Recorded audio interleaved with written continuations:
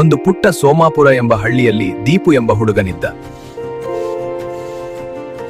ಅವನು ಜೀವನ ಸಾಗಿಸಲು ಯೋಗ್ಯವಾದ ಕಲ್ಲುಗಳನ್ನು ಹುಡುಕಿ ಶಿಲ್ಪ ಕೆತ್ತನೆ ಮಾಡುತ್ತಿದ್ದ. ಅದು ಅವನಿಗೆ ಬಂದಿದ್ದ ಪಾರಂಪರಿಕ ವೃತ್ತಿ.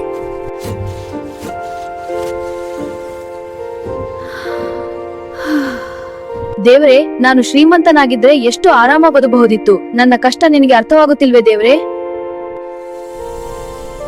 ಮಗನೇ, ನಿನಗೆ ಏನು ಬೇಕು?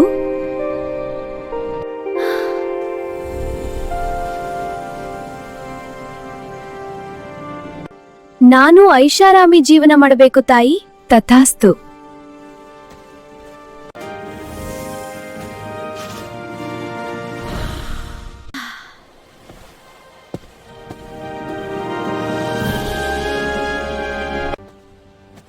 ಅಯ್ಯೋ, ಸೂರ್ಯ ನನ್ನ ಮೈ ಸುಡುತ್ತಿದ್ದಾನೆ. ನನಗಿಂತ ಶಕ್ತಿಶಾಲಿ ದೇವರೇ, ನಾನು ಸೂರ್ಯನಾಗಬೇಕು. ತಥಾಸ್ತು.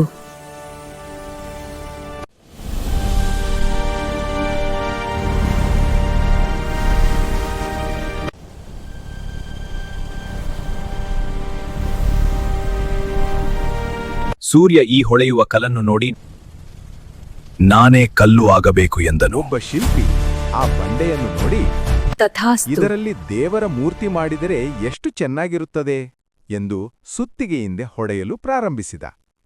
ತೀವ್ರ ನೋವು ಅನುಭವಿಸಿದ ದೀಪುಗೆ ತನ್ನ ತಪ್ಪಿನ ಅರಿವಾಯಿತು. ಅವನು ದೇವರಲ್ಲಿ ಬೇಡಿಕೊಂಡ, ನಾನು ಅತಿ ಆಸೆಪಟ್ಟೆ. ಬೇರೆಯವರನ್ನು ನೋಡಿ ಅದಾಗಬೇಕು ಇದಾಗಬೇಕು ಎಂದುಕೊಂಡೆ. ಶಿಲ್ಪ ಕೆತ್ತನೆ ಮಾಡುವ ಕೆಲಸವೇ ಅತ್ಯಂತ ಶ್ರೇಷ್ಠ ಮತ್ತು ಭಾಗ್ಯಶಾಲಿ ಕೆಲಸ ಎಂದು ಈಗ ಅರ್ಥವಾಯಿತು.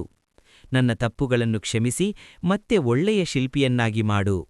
ದೇವತೆ ಪ್ರತ್ಯಕ್ಷಳಾಗಿ, ಆಯಿತು ಮಗು, ನಿನಗೆ ಒಳಿತಾಗಲಿ, ಒಳ್ಳೆಯ ಶಿಲ್ಪಿಯಾಗು ಎಂದು ಹೇಳಿ